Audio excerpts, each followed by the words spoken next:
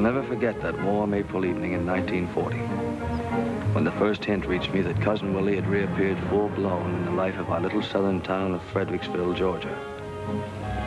Until the moment he telephoned and invited me to supper, I hadn't even known I had a Cousin Willie.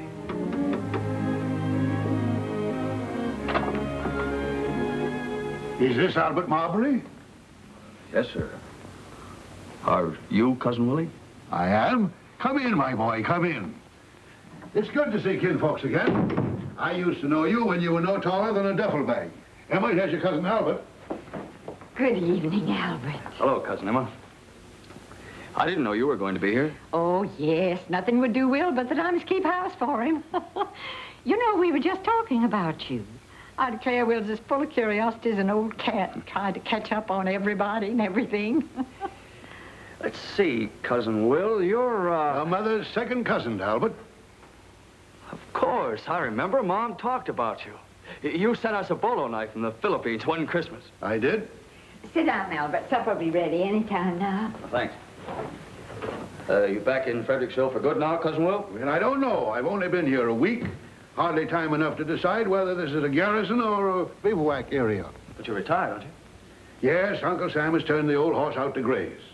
What may I offer you to drink, my boy?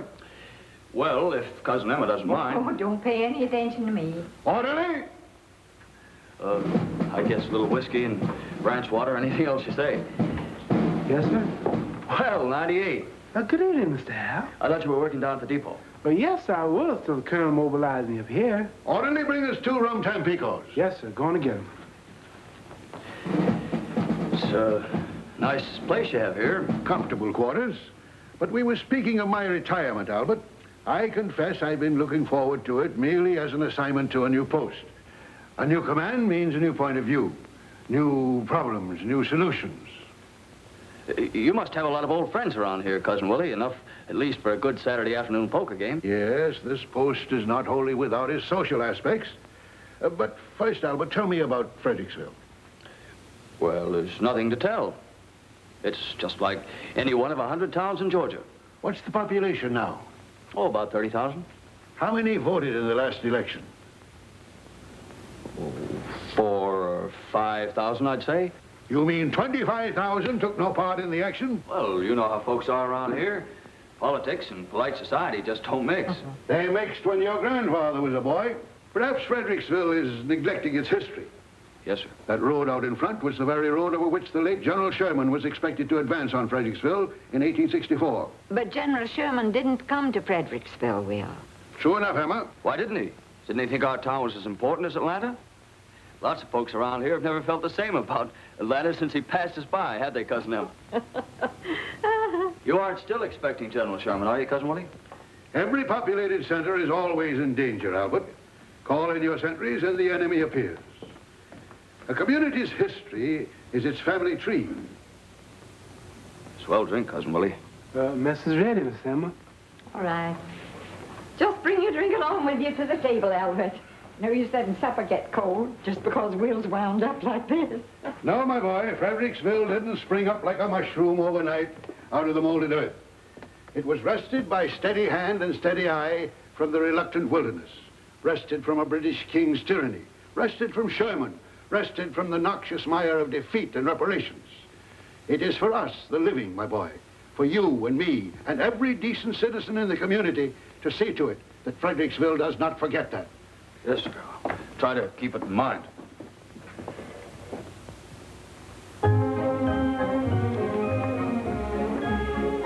By morning, I had forgotten about Cousin Willie, for it was Confederate Memorial Day. In Confederate Monument Square, the mayor, head of the home folks party, which had governed our town for as far back as I could remember, was delivering his usual glowing tribute to the lost cause.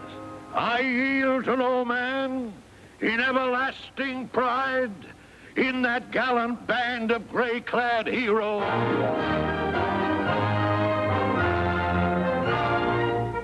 With the mayor's salubrious phrases still ringing in my ears, I returned to my job under the leader.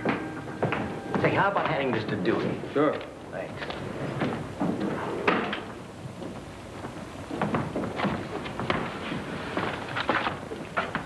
Say, Maybe this isn't going to be such a phony war after all. Give that a neat column banner, Pete. Nazis sweep through Norway. You got a cigarette, Al? Thanks. What about his honor's tribute to the lost cause? Oh, yes. We mustn't let the war interfere with anything big like that. Can you beat that? It's locked. It's tighter than Well, that's the trouble of the world today. No faith in human nature. Why do you reckon a dame would want to lock up a few measly cigarettes? Maybe we should have a chisel. Well, there's one thing you can bet on. Miss Carey would never have done such a thing when she was society editor. No, Miss Carey was one swell old girl. Oh, the salt of the earth. But this new dame... Yeah, and all these fancy things here, Venetian blinds and flowers and rugs. Yeah, just like I say, there ought to be a law against women in newspaper. Louise! Yes, sir. Look at this. How come that other paper up the street gets a full-page ad from Cromarty's and we only get 6 inches? Well, I'll tell you how it is, Mr. Oates. I know. The news supports the City Hall, and the City Hall tells Cromarty's where to spit. That's about the size of it. Well, it's got to stop, boys. It's costing us money. I want the mayor's speech on page 1, you understand? Yes, sir. What else you got on the stove, Dewey? Well, the British are getting ready to pull out of Norway. No. I mean your locals. Oh, Doc Booten says they're going to change the name of the square. What square? Confederate Monument Square. Change it to what? Tulin Square, after old Pud Tulin. So they're going to name the square after that old crook. Hold up your story on that. Right, eavesdropper. Maybe she doesn't understand that he was the founder of the Home Folks Party. I understand plenty. The way he lived on the city, the poor white relatives he kept on the payroll.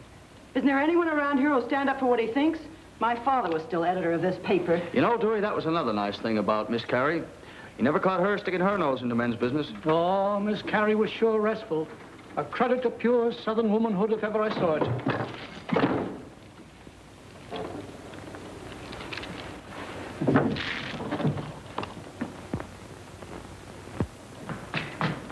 Dewey, I want a Sunday editorial on Pud Tulin. Pud Tulin? He's been dead for 20 years. Well, dig him up. Unless I miss my guess, here's our chance to get in solid with the folks down at City Hall. You know, hit the civic leader angle, talk about what he did for the city. 4 or 2. End it off on the note, the leader takes pride in joining its voice to the clamor for naming Monument Square after its benefactor and so forth. The time has come in the growth of the expansion of our city and so forth, however you feel it. Give it the works. But isn't that dynamite? Listen, I'm from Ohio. Maybe I don't feel the way you Southerners do about these things. I've got to think about the red and black ink on the books. My bosses sitting up in Chicago aren't worrying about what Stonewall Jackson did at Manassas. And let me see it before you set it up. I may want to add something. Be a mighty big surprise to old Pud, I'll bet. Beg pardon? Where will I find the managing editor? Right in there. Thank you.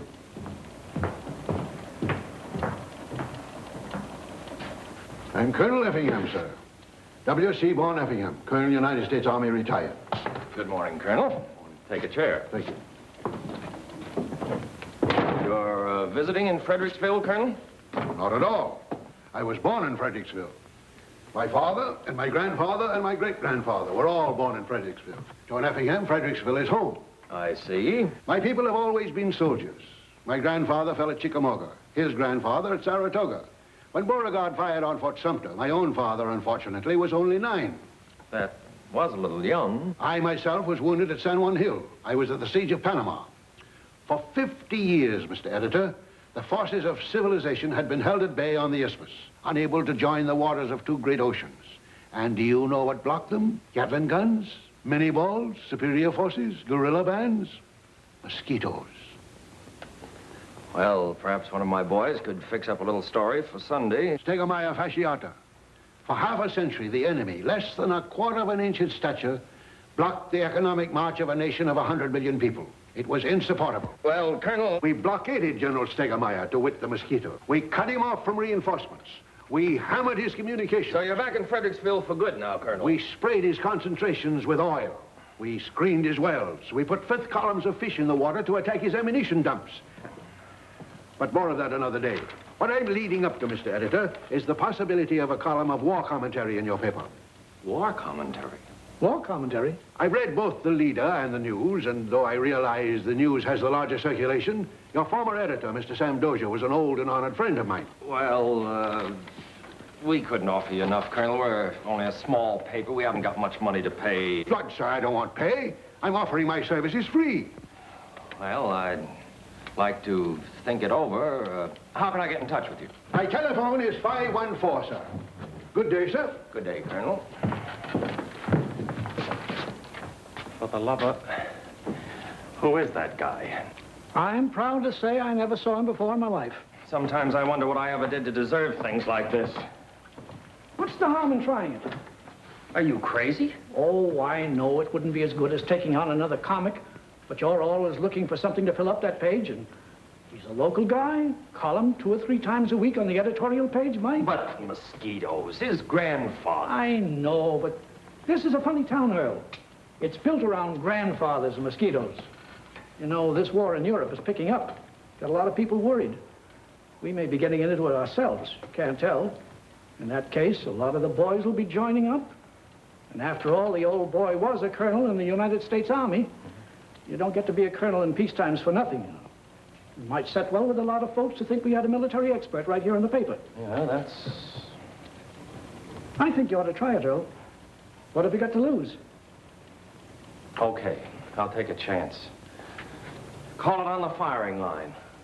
But if you ask me anytime you buy something for nothing, that's just what you get.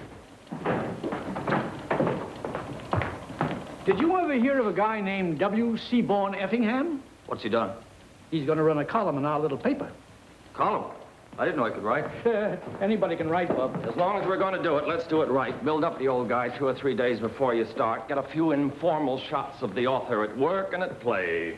You better let me handle it. All right, take along to get the pictures. No, I'll do it alone. 2 of us will make him nervous. 2 of us didn't make him nervous this morning. And for my personal information, find out the name of the last lunatic asylum he attended. I can tell him that now. Why, do you know the guy? That's my cousin Willie. Orderly! On the doubles. Orderly, our guest here wants a dog. Is there an animal on the post? There's old Buck, Colonel. Buck, I don't know him, but have him report here at once. Yes, sir. Oh, hello, Miss Emma. Oh, I don't know what Will's thinking about. This is the first time an Effingham has ever done such a thing. What'll people say? It's bad enough getting your name in the paper when you're born, or get married, or die. It's not my idea. He's a man of determination. Yes, the Effingham men have always been men of determination. Hey, one. Hey. Attention.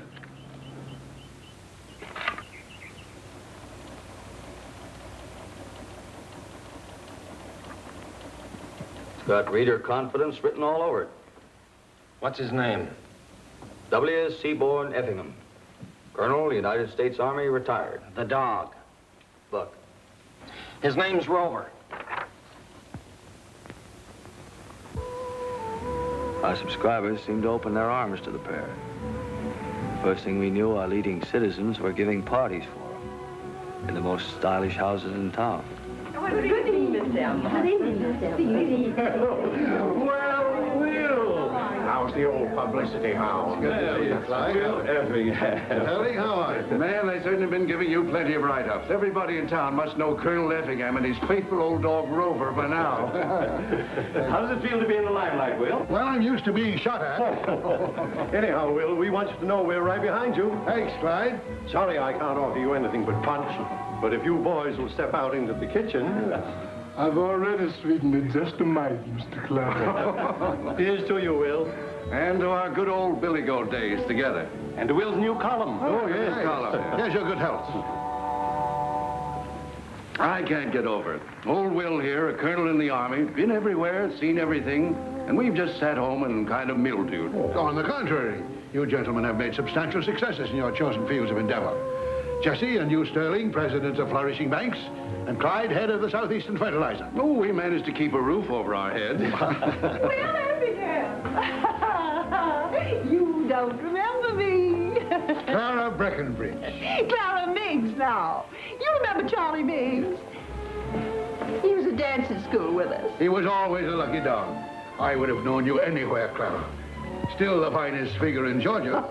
Oh, now, Will, there you go, the same old flatterer.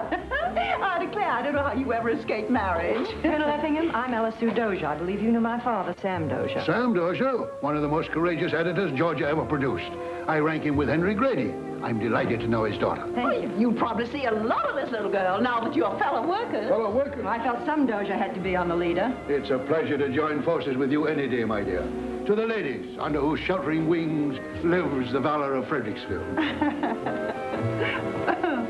Excuse me, Ella Sue. Oh, hello, Ed. Colonel Effingham, this is Mr. Edward Bland, professor of economics in the high school. Good evening. How are you, Colonel?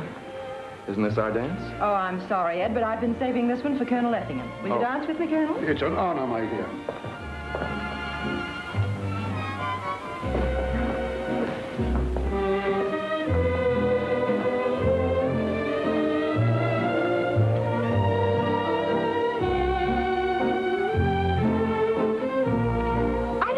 Sacrilegious. But you know who Will reminds me of, if he had a beard? General Lee. Yes, I can see the resemblance. But I'm afraid General Lee wouldn't lend his name to a column in the public print.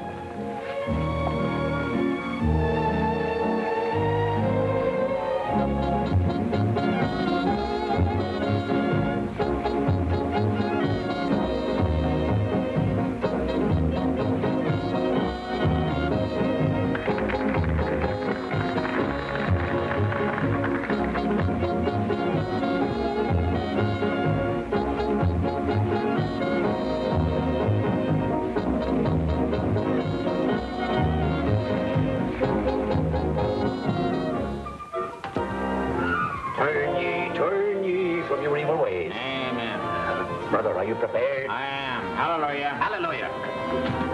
The end of the world comes, brother. Are you saved? I've been saved, brother. Hallelujah. Sin will ruin you. Hallelujah, don't I know it?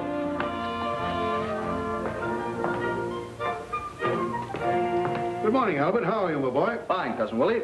How's the war going? Albert, tell me, does what's his name know about this plot?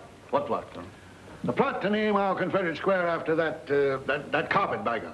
Well, I couldn't say. The information hasn't been made public yet. Well, let's go tell him. It's time for newspapers to unlimber their big guns. Well, I can't go right now. I have to write a story. Well, I'll go see him myself. Mr. Holtz isn't here. He had to go to Atlanta for the day. Well, surely there's a second in command. No, Mr. Holtz is the man you have to see. There's no hurry. Next time you're in town, why don't you stop by and have a chat with him? Yes, I'm sure he'll be glad to do everything he can. It isn't a question of doing everything he can. A newspaper's run for the good of the community, isn't it? Well... Isn't it? Exactly. Well, on, my boy. Good day, Ella Sue. Then Cousin Willie struck. It was exactly as if he'd hurled a custard pie at the established government. The response to the town was quick and emphatic. What do you make of it? Doc, after all we've done for Earl Holtz, it's like finding a rattlesnake in your bureau drawer. Hello? Is this the leader? Is it true that they're going to rename Monument Square? Well, as far as I can determine, Mrs. Meigs, it's an unfounded rumor. Thank you very much. Yes, we'll do everything we can. Steady desk. No, the colonel doesn't happen to be in at the moment. No. Mr. Holtz is the editor. Yes, he's the man you want to see. What's going on? Oh, I never read his tripe. I just hung it on the hook. I thought the old guy was going to write a war column. Holtz said to give him his head. Here, he's your cousin. Who is Bud Poulin? Never got through the 6th grade. Became interested in politics when working in the cotton mills. Set himself up as head of the home folks party. Robbed this city for 20 years.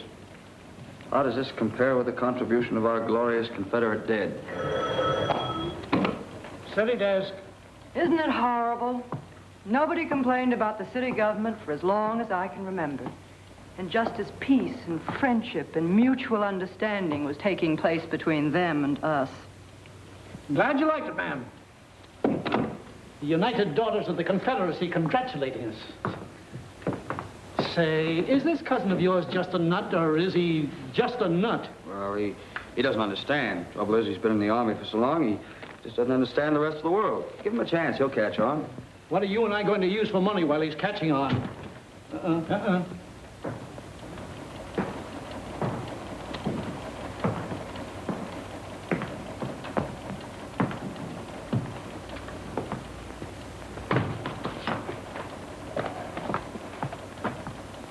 How'd it get by you, Dewey?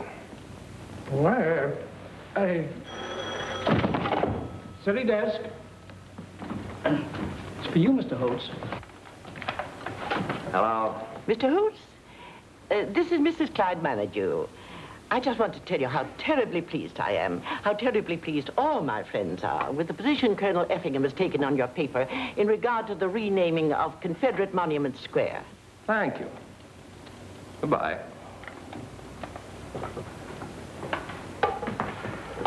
Have you heard anything from the City Hall yet?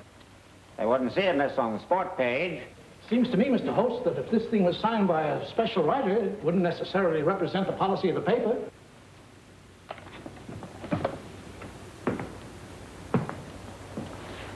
Mrs. Manitou words must have fallen so sweetly on his ear as to undermine his sense of reality. At any rate, his reaction was simply to write a new editorial to fit the circumstances, offered in the spirit of righting a wrong.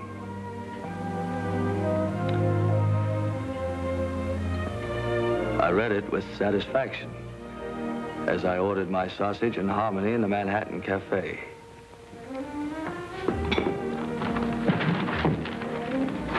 Then I turned the page to Cousin Willie's column.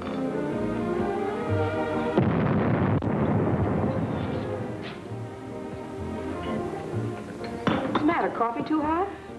Listen, we shall not submit. It is not enough that we stand to the defense and hold the name of the square as it has been for near a generation. Let us improve the square. Oh.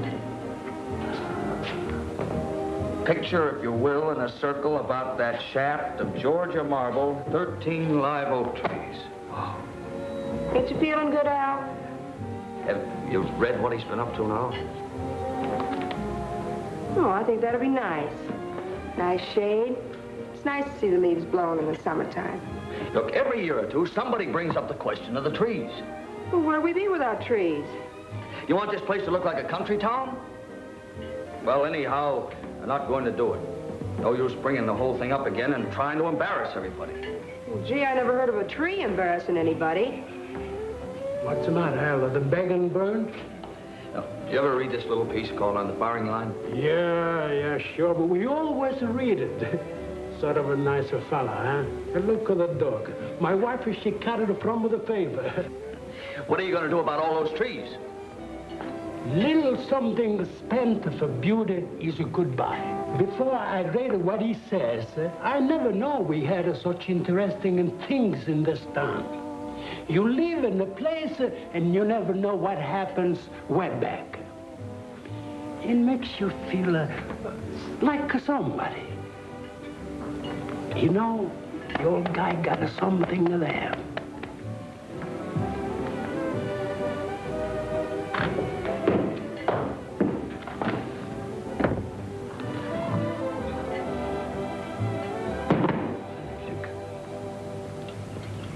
On guard. Straighten your body, man. Straighten your body. Bend your knees. Mr. Consul, won't you rather have a rum tam Pico? Position. 1, 2, thrust. Watch your feet, man. Watch your feet. Mr. Consul, I'm going to wash my feet in here, too. Come in, Albert. We're just keeping in shape. Have a seat. Cousin Willie, you know the mayor, don't you? I haven't had the pleasure of meeting his honor. Well, the mayor's a garden fancier. He loves trees and flowers. Seems to me it'd be nice if you'd consult him about planting those trees. Naturally, he'd like to be in on any civic improvement of this type. You know, take a little of the credit. I don't care anything about the credit. I want the trees. On guard. Touche. They might welcome the chance of the trees just to show their heart's in the right place. I don't know, Albert, whether their heart's in the right place or not. Stand up to it, man. Mr. Consul, you sure you don't want no rum tam Pico? On guard. They're nice fellas. They're only trying to do what's right. Mustn't forget, Cousin Willie, that they haven't had the advantage of an education and travel and that sort of thing like some of the rest of us have had. You'll be surprised where some of those boys come from. Wouldn't surprise me at all, Albert. But I don't see why our biggest and most important project, the administration of government, should be handed over lock, stock, and barrel to a bunch of incompetents. On guard. But, Cousin Willie, I don't think you're quite giving the boys their due. You? When we turned on the malarial mosquitoes in the canal zone, do you think the mosquitoes were not getting their due? On guard. Somebody has to run the government. The citizens won't do it. If it weren't for the Home Folks Party, there wouldn't be any government at all. Is it your impression, Albert, that these people are acting as trustees until such time as the citizens come of age and can take over the government themselves? Well, anyhow, I think you ought to have a chat with the mayor sometime. All right, I will. Orderly, bring the car, please. Can I drop you by your office, my boy? Well, you're not going to see the mayor right now, As soon as I can change my clothes. Well, there's no hurry, Cousin Willie. Any old time will do. Son, when you get to be 65, it's a good time to hurry.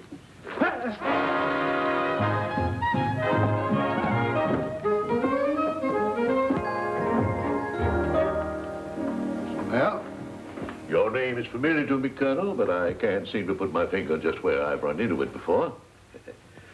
Are you here in Fredericksville in connection with national defense? Defense of America is the nearest thing to my heart. What I want to discuss with you, Mr. Mayor, is the desirability of planting 13 trees in a circle about the Confederate monument. You write that column in the leader. I do. I knew your name was familiar to me. Well, Colonel, I tell you what you do. Now, understand there's nobody in Fredericksville that loves trees more than I do. Any kind of beautification appeals to me. But there's a water main under Monument Square that might be disturbed, and you can't dig up a water main just to plant a few trees. Now, why don't you go see Mr. Clemmer, the city engineer? I couldn't do a thing without his approval. It's been nice to see you, Colonel. Anytime I can be of service. Good day, sir. See what I have to put up with? No gratitude. Sometimes I wonder why I ever let him put me up for bear in the first place. I don't blame you, Cousin Ed. And don't you Cousin Ed me around here. I'm enough to contend with without relatives. Look, Ed, you're making a mountain out of a molehill. The way to handle these nuts is to agree with them.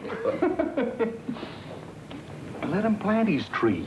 Are you crazy? Do you want to undermine the whole city government? No, certainly not, Doc. But while we're improving the park, planting the trees, we'll just go one step farther and improve the whole square by putting up the new courthouse. He'll think the whole idea is his. What do you think, Doc? By granny, I believe Joe's got something there. Yes, sir, Joe. I think we've hit the nail right on the head. From now on, this Effingham Colonel's playing second base on our team.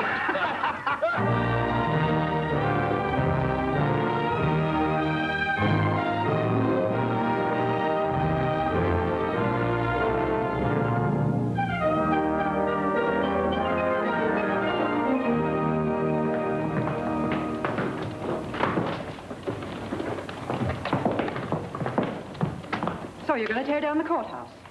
I have nothing to do with it. You could stop it. How? You could if you wanted to. Look, the old fire trap's about ready to fall apart anyhow. Well, how'd it wear out so quickly? It's been worn out for years. It just discovered. Well, why didn't you keep it repaired?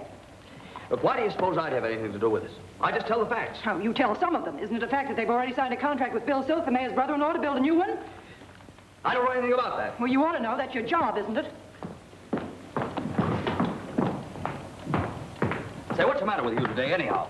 I've got a slight case of moral indigestion. You don't understand. The old building's just tumbling down. The floor's unsafe, the stone's disintegrated, the roof's no good. Ah, you sound like somebody in Berlin describing democracy. Do you think every building that's 150 years old is tumbling down? Sure, and if it isn't, it ought to be.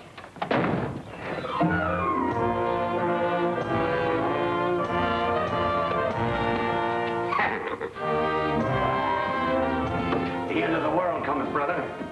Are you prepared? I will be as soon as our artillery comes into position.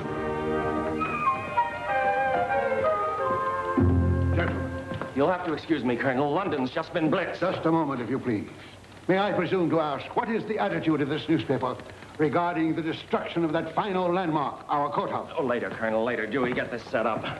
I've searched your column for a word of condemnation of this diabolical plot, but I could find nothing, sir. I'm afraid you don't understand, Colonel. The courthouse is in a pretty dangerous condition. Who says so, may I ask? The two best structural engineers in this section. Local engineers. The condition cannot be determined except by a man from out of town. One who has never even heard of this courthouse. When I was in the canal zone... Excuse me, Colonel, I just remembered a date. I had the privilege of seeing the great Miraflores locks hewn out of the jungle. One of the greatest feats of skill in that entire monumental project. The man principally responsible was a Captain Hickok, now Major, U.S. Army Corps of Engineers. Major Hickok is now retired and living in Atlanta. Let him look at this building. He'll tell you whether it's falling down or not. Colonel, nothing would give me more pleasure than to help in getting your friend this little job. But no loyal citizen of Fredericksville wants to ask Atlanta anything. Besides, there's the cost of bringing him here. Good, sir. I'll get him here for nothing. Doesn't that imply a lack of confidence in the government? It certainly does. I've discussed this matter with a number of responsible citizens. And they agree that the leader, true to its name, should sponsor a movement. What responsible citizens? People you know. They'll come forward when the time is right. Never fear. I'm a newspaper man, Colonel, not an evangelist. My function is to inform our readers of what's going on in the world, not to advise them. If a group of citizens want a third engineer to look at this courthouse, bring him in. I'll print the story. That's our position.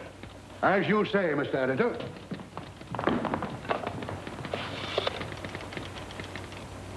Long distance, please.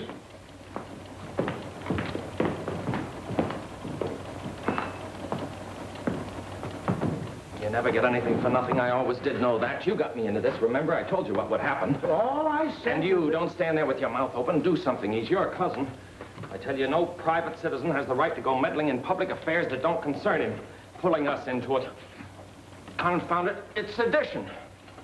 Deputy Major Hickok, Walnut, 1483, Atlanta. Now, I don't want to reverse the charges. Charge it to the leader.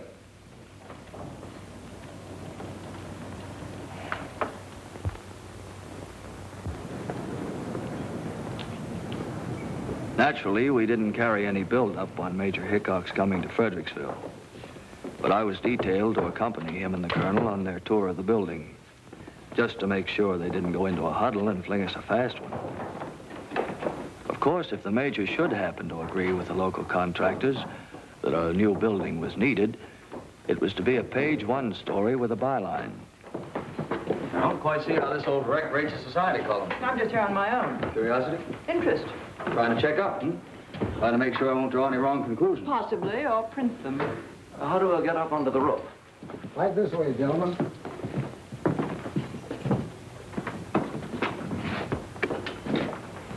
But mind yourselves. You can wait over there. Can I? Won't find anyone socially prominent up there. After you, my dear.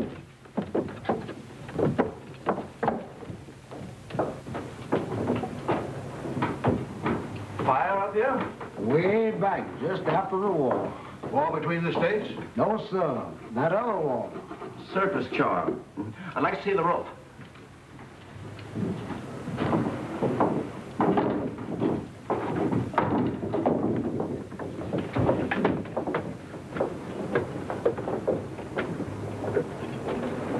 Give me a hand, will you? You don't want to go out there. You'll ruin your clothes. Sorry.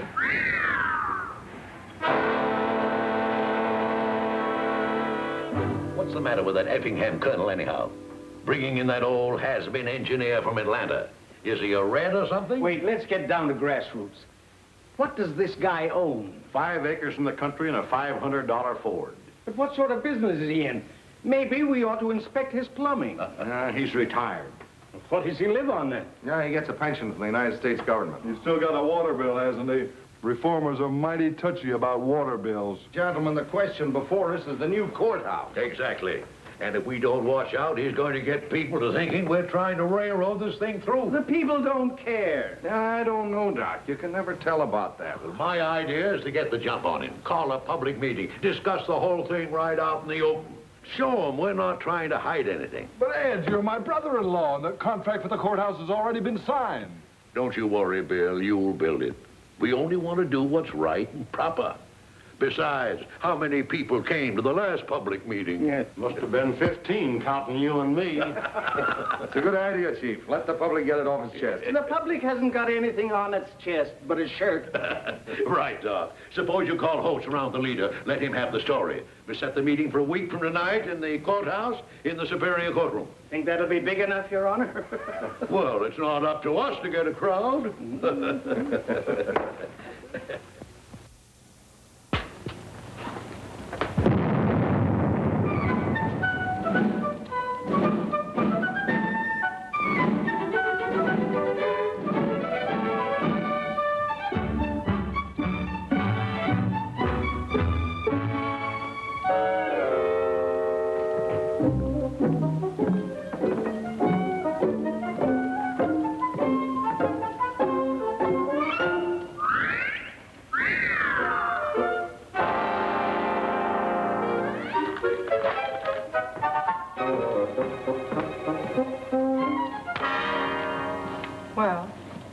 don't like subtlety.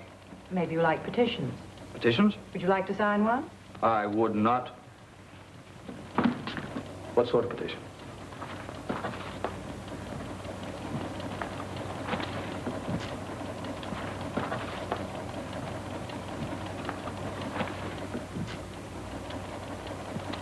Listen, honey child, you've reached the age of reason. Do you really think free people in a free country are going to sign their commercial death warrants? I'm not asking you to sign. I asked you if you want to. I have nothing against the old courthouse.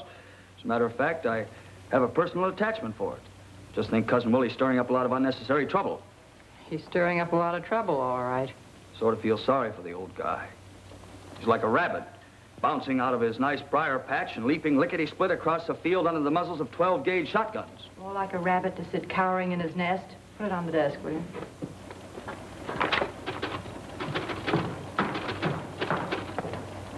Well, the National Guard's just got in some new 30 caliber machine guns. Go on over and have a talk with Captain Rampy, will you? See if you can get a little story for Sunday.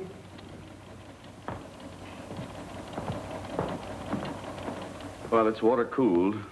This is your water jacket, your hose, your water can. It fires from a belt of 250 rounds. And it fires at the rate of 500 to 550 rounds per minute. Not steadily, of course, but in short bursts. Then a funny thing happened. The captain talked and talked, but I didn't hear a word he said. Services from right to left for transverse I just firing. kept looking at that uniform and wondering how Ella Sue would like me in it. Well, here, this field manual will tell you all about it.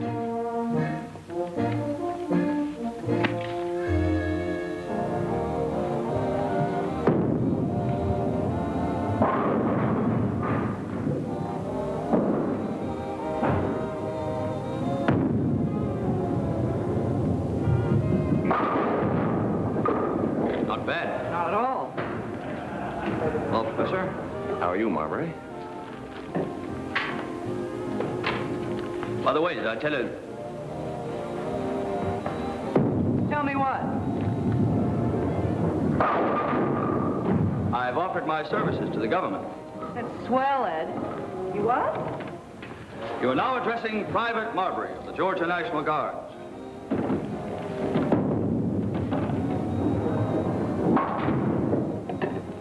I don't understand. Nothing to understand. Democracy is threatened. I reach for my gun. It's as simple as that.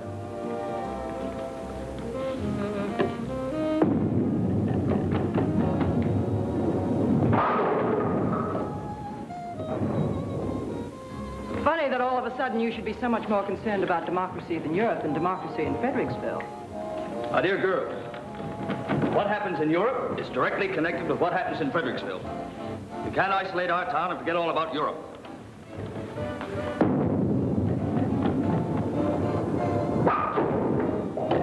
Neither can you isolate Europe, which is 3,000 miles away, and forget about Fredericksville right here under your nose. Okay. Okay, I'll sign your petition. Sorry, we've done very well without you. Oh! Hope it isn't your trigger finger.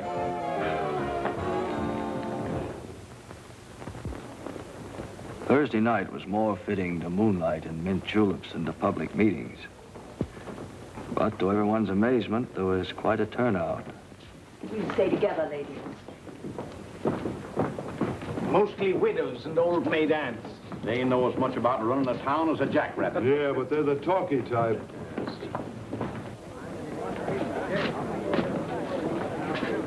Well, there seems to be a scarcity of bank presidents and captains of industry. Where's Mr. Clyde Menadue? Probably in a dugout. He usually is when there's any shooting. Mrs. Mayor, lady. Hello, boy. Mr. Mayor. The sooner we get started, the better chance we have of getting out of this place before it collapses. Just a minute, Mr. Mayor. If you please, sir. These ladies have not found seats. Oh, ladies, I think you'll find comfortable seats over by the window. I know you're all anxious to get through with this so you can go on about your own affairs. To the contrary, Mr. Mayor. This matter requires considerable discussion. There he goes.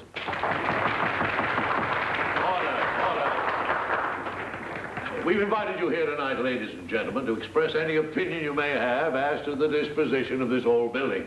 Now, I'm going to ask the clerk to put into evidence as Exhibit A the reports of 2 independent contractors who have examined the building. All so sweet and legal. Nice-looking couple.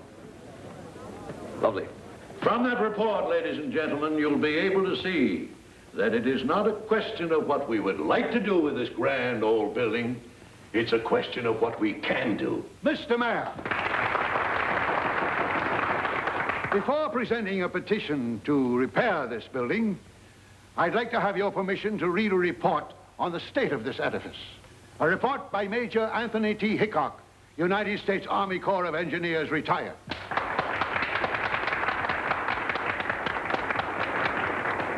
But we don't know anything about this gentleman.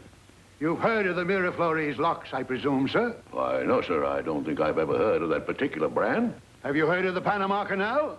Why, yes, I've heard that. Major Hickok was the engineer in charge of that monumental achievement in the Panama Canal. He's examined this building from top to bottom and has filed his report. Has this man a license? Yes, has this man a license? A license? He has a Congressional Medal of Honor. Mr. Mayor, I move that the chair accept the Major's report in evidence. Certainly. I was just about to make the same suggestion. Proceed, sir. That the structure should have been allowed to deteriorate to such an extent as now is a matter of apparent negligence, concerning which it is not my duty to report. But the building is by no means beyond repair. To destroy such a dignified and harmoniously proportioned structure is something which the pride of this community should go to great lengths to prevent. The council will be glad to take this report under its due consideration. Mr. Mayor, I make a motion that the chair call for a rising vote of those in favor of preserving this building. Second of the motion. Just a minute, if you please, Mr. Mayor. Mr. City Attorney. May I inquire if it is in order to call upon this meeting for a vote on a matter which is entirely the responsibility of the duly elected city officials? Does a gathering of citizens require a government license to vote on a public question? Well, I don't deny the right of this or any other anomalous body to express its opinion. But that opinion must not be forced upon the council, which has had the benefit of the advice of competent engineers, known and respected by all of us. This is not a matter in which a pressure group should try to enforce its will. This building doesn't belong to the city council to dispose of as they choose. It belongs to the people of the city of Fredericksville and the county of Fredericks, 500,000 strong. I'm afraid the gentleman's idea of our population is as exaggerated as some of his other ideas. The figure is highly conservative, sir. This courthouse doesn't belong merely to the citizens of today, but of yesterday. On the steps of this building, General George Washington addressed the citizens of Fredericksville. In this very room, the delegates from the young state of Georgia assembled to ratify the federal Constitution. This embodiment of our common memories is a symbol of law and order and of democratic procedure. A symbol of what we fought the revolution for. It represents a heritage of our free government, handed down to us through perilous years. It belongs to every citizen who trod these streets before us. It belongs to every citizen who will tread these streets after you and I are gone, sir. No, the figure is not exaggerated. The only exaggeration is in naming any figure at all, for the owners of this building are as impossible to number as the generations yet unborn.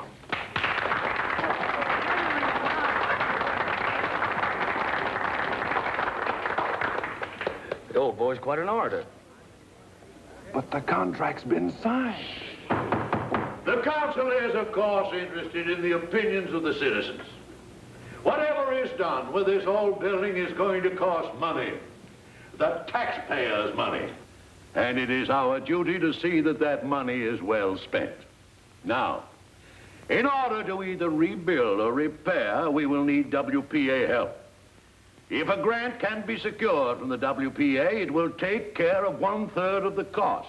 But the WPA is not interested in repairing old buildings. However, there is every reason to believe that a grant of 1/3 can be obtained toward building a new courthouse. May I ask, what would be the approximate cost of these two projects? Approximately $375,000 for a new courthouse. And for repairing? $390,000. You mean to say it would cost $15,000 less to build a new courthouse than to repair this one? $15,000 on the face of it, ma'am. But when you add to that saving the $120,000 that the WPA will probably grant, you have a total saving to the taxpayers of something like $150,000. Preposterous. What kind of repairs would cost $390,000? It's all contained here, sir, on the report of the architect, which unfortunately is too long to read. This building should be preserved, no matter what the cost.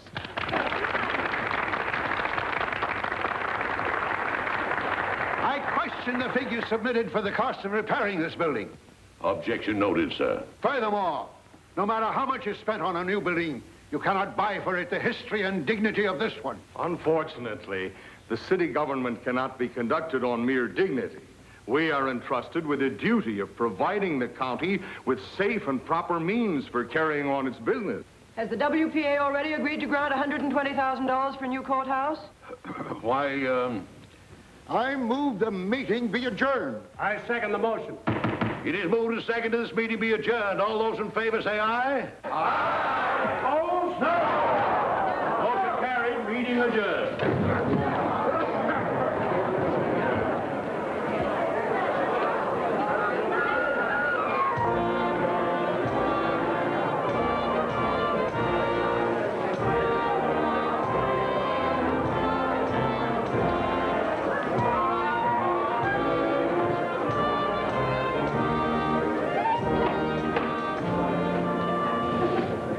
Cousin Emma.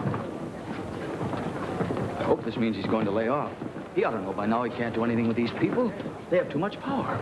Why don't you steer him to raising roses or camellias or anything? Cousin Willie, have you a statement for the paper? You may say I have nothing but praise for the magnificent behavior of the troops. Well, at least I'm glad it's all over. There's been no order to sound retreat, madam. I'm scarcely mobilized.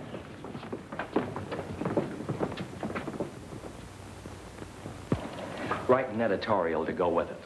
Something like, since the WPA refuses to aid in financing the repairing of the old courthouse, even the most sentimental citizen will be practical enough to realize, and so forth and so forth. Lay it on thick. Hey, Chief, look at this. Full-page ad for Sunday from Cromarty's. Good boy. Yeah, well, don't thank him. Thank your pals down at City Hall. They passed the word to Cromarty's. You see, that's what comes of playing ball on the right team. See to it we keep on doing that. City desk. For you, Mr. Holtz. Atlanta calling. Hello? Colonel Effingham speaking. It's him. Yes, Colonel? Your cousin.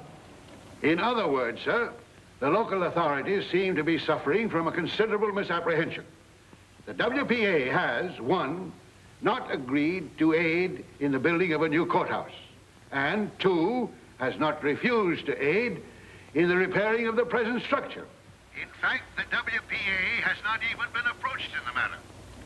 Therefore, since it was this misrepresentation regarding the attitude of the WPA that caused the citizens at the recent public meeting to hesitate as to how to cast their vote, I insist, Mr. Editor, that you demand a new public meeting. I'll inform the mayor of your suggestion, Colonel. That's the best I can promise. Goodbye. Give me strength. What are we going to do with him? Why don't the officials do something? Is the whole country headed for chaos? Is he trying to start a second party here with all the wastes of campaigns? Why, some of these people have been in office since they got out of the 5th grade. They know their job. Is he trying to turn them all out on the street? You're not going to print that, are you? If we don't, the news will blow it wide open, especially when they see what we got from Cromarty's. Al, go and tell the mayor we've got to run it. Maybe they can think of something. Who, me? He's your cousin. Why did he have to come back here? Nice and peaceful and contented. Couldn't he stay in Panama with General Stegomaier? To wit, the mosquito. Your identification tag. Oh, hello. Mrs. Meggs, you know Mr. Marbury, one of our bright young reporters and one of our most patriotic citizens. Oh, yes, of course. You're a relative of my very dear friend, Colonel Effingham, aren't you? Sort of. They're devoted. Hey, Al.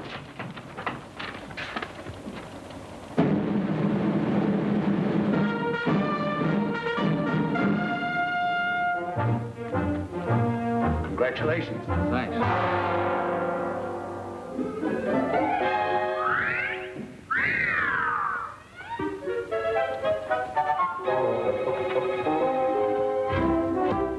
The town took it like a man. 2 or 3 people called in about the meeting, but they were mostly just surprised or sorry. There was no suggestion of resistance. My dear, the fault lies with the High Command. We made the tactical error of withholding our reserves too long. The time has now come to throw in our storm troops and our capital ships. Then you're not discouraged, Colonel? Discouragement has no more place in a soldier's equipment than an inner spring mattress. To our capital ships. Full speed ahead. And as Admiral Farragut said, you know, about the torpedoes.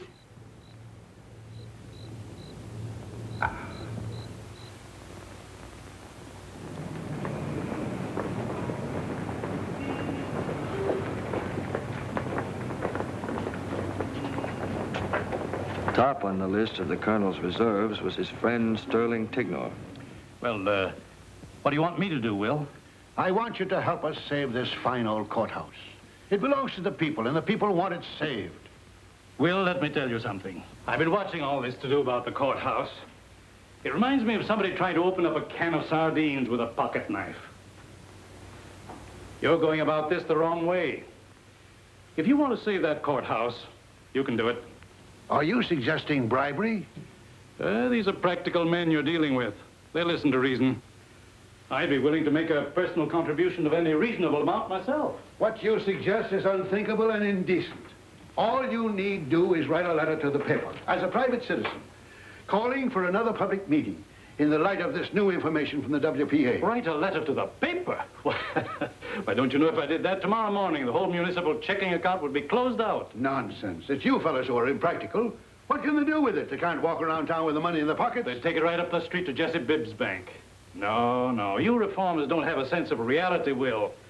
You don't seem to grasp the hard-headed facts. The hard-headed facts are, if you don't repair something that needs repairing, pretty soon you won't have it to repair. I'm sorry, but there's no use arguing about it. Good day.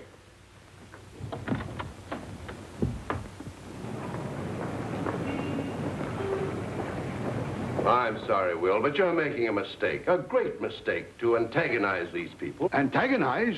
Do you advocate appeasement? No, but what you're proposing is that I stab my stockholders in the back. And that, I'm most assured, he will not do. What about all the widows and orphans who own stock in the Bank of Fredericksville? Fudge, sir. What about all the widows and orphans who own stock in the city of Fredericksville? What are you afraid of, man? No citizen has anything to fear from a politician. The young men of this town will be going off to war soon. They've volunteered to serve their country in time of war. When they come home, they must be prepared to volunteer to serve their community in time of peace. To confront every enemy of progress wherever he shows his head. What sort of example are we going to set them? I'm sorry you won't see this realistically, Will. Idealism is all right in its place, Idealism is everything, Jesse. Without it, you go stumbling along in the dark day after day. It's your match in the dark tower. Oh, romantic, then, whatever you want to call it. There's nothing more romantic in any of us than to think we are not romantic. We are such stuff as dreams are made on. Well, never mind. There's one man in this town who sees things the way I do. Clyde Manadoo. He can buy and sell the lot of you bankers, and you know it.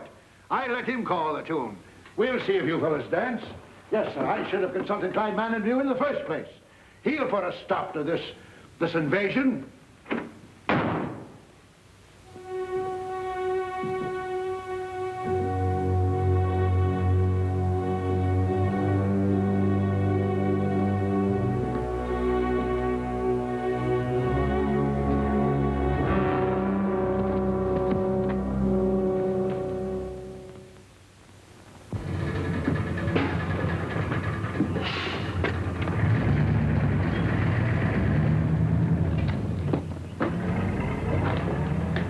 How is he?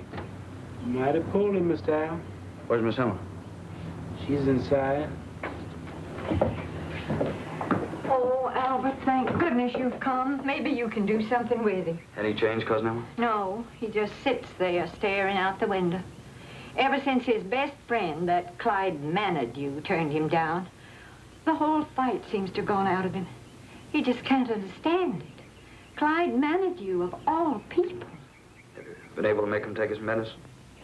Yes, that's what worries me. He takes it without hardly any fussing at all. And you know how cranky he used to be about medicine. It's not like Will to give in so easy. Could I see him? Yes, go right on out. Maybe you can do something with him.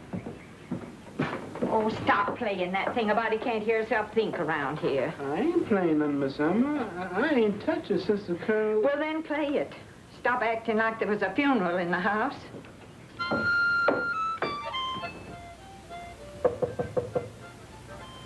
Come in. Hello, Cousin Willie. Step in, Albert.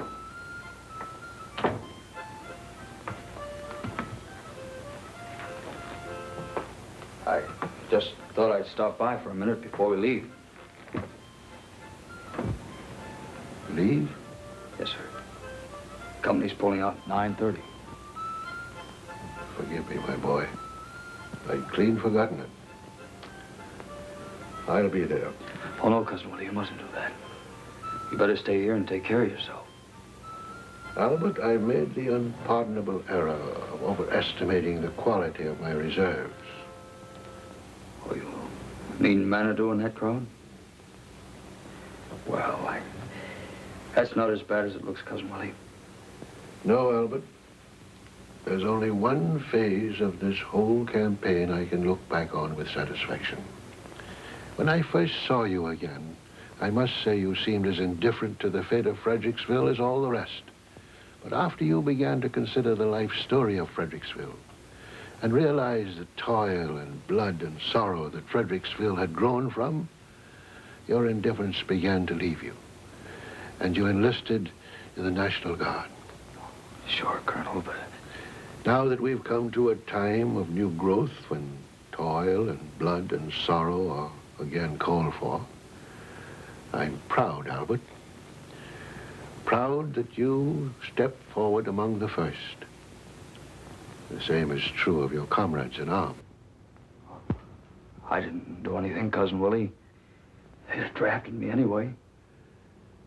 Albert, I want you to have this. Oh, no, Cousin Willie, I couldn't take that. This was the first wristwatch in the Panama Canal Zone. It hasn't lost a minute in 34 years. Gee, Cousin Willie, that's swell. I should like to think of it carrying you into action. In action, my boy, timing is very important. Thank you, sir. Well, I guess I'd better be shoving off. Goodbye, sir. Goodbye, my boy. God bless you.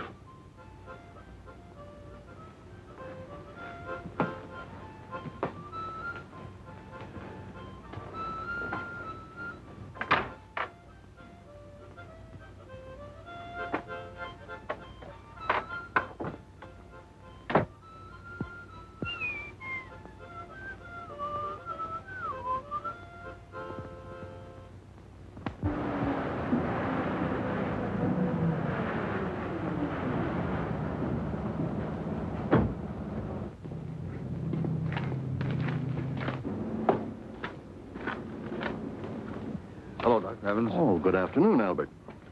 Say, Doc, what's the real lowdown on the Colonel? Well, I'll tell you, Albert. He ought to be in a hospital, but I can't do a thing with him. He refused to budge from the house. Is he going to get well? Not unless we can put some fight back into him. Give him something to get well for. The way he is now at his age, it's hard to say. But we'll do our best. Goodbye.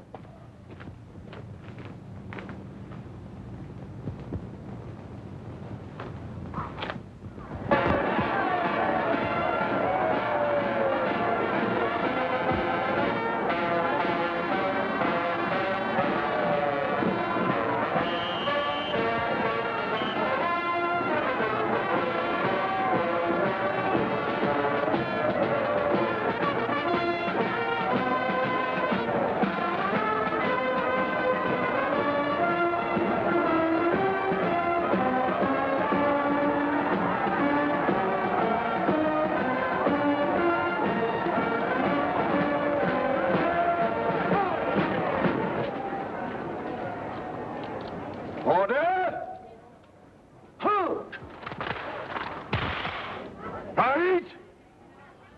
Please! First Sergeant.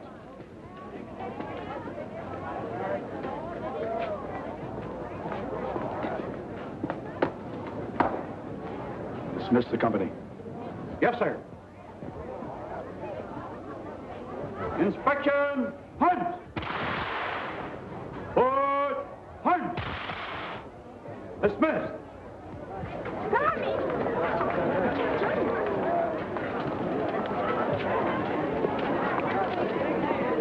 Hello?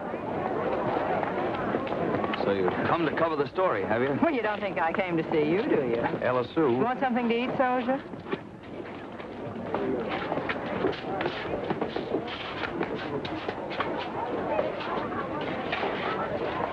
Have you a statement for the press? Only that I wish to convey to our esteemed city leaders my heartfelt appreciation for this delicious barbecued pig, without which democracy as we have known it in Georgia...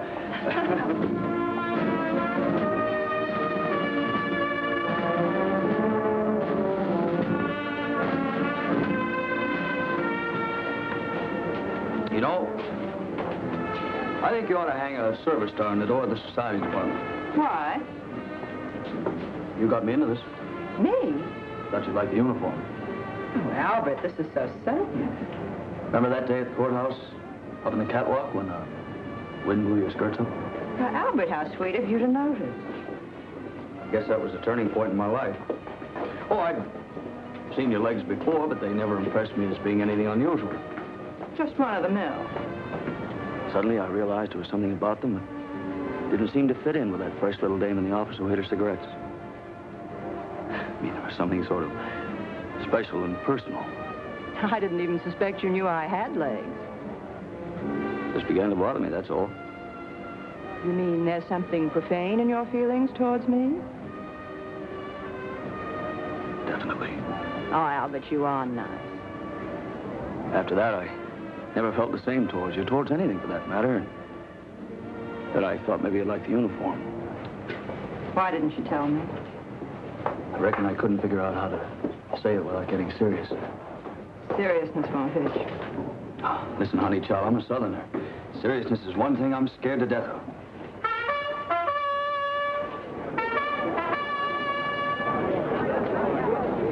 Ladies and gentlemen, it is my privilege and distinguished pleasure to present His Honor, the Mayor.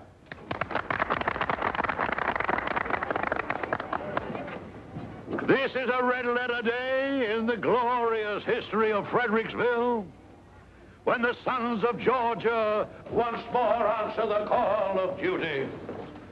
Words fail me to express the gratitude that we, the citizens of this community, feel for you young men who are going forth like your fathers of old to preserve and protect our way of life and the ideals of government of the people, for the people and by the people. Some of you may even be called upon to make the supreme sacrifice in defense of our ideals and our homes. But boys, I want you to remember this. You can always count on the folks at home. And when the war is won, you come marching back in triumph, you'll find the home folks right here waiting for you. And the home folks party.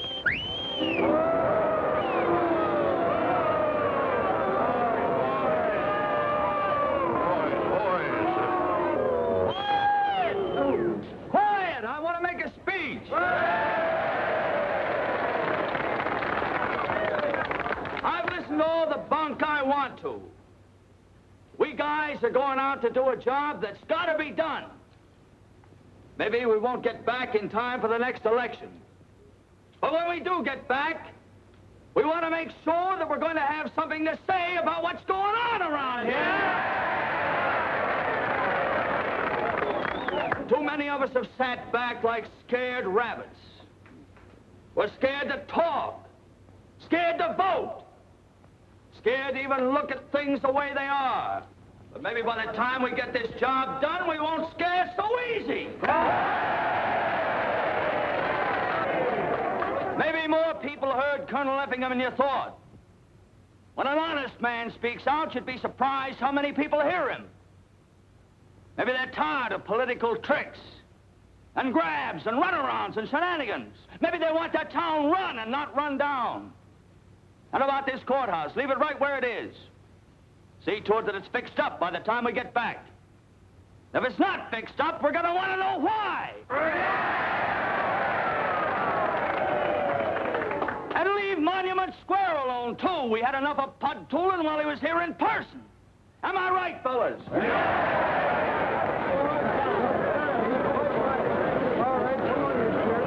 All right, what's your answer, Mr. Mayor? We want it straight.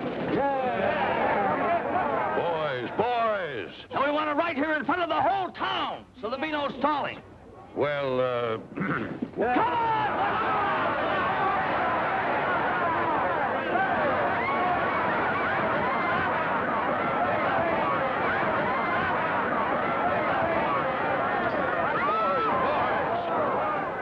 Why, we promised.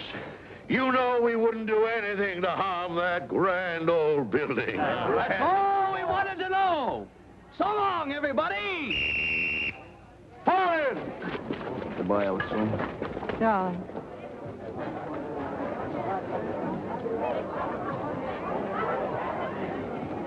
Left. Please. Right shoulder. Forward.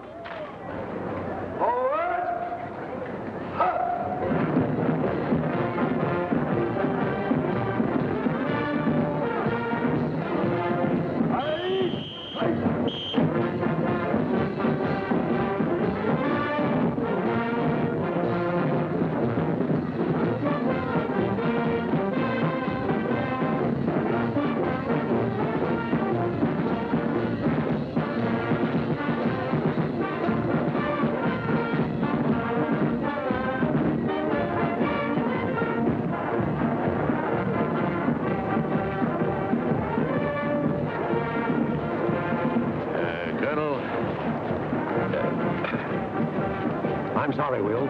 I was wrong. From now on, you can count on me. And the others, too. Yes, Will. Good luck, Will. Colonel, do you want to hurry and get back on the job? We need you. Colonel? Great column, Dewey. I always said so. Oh, that's right, Earl. You did. Always.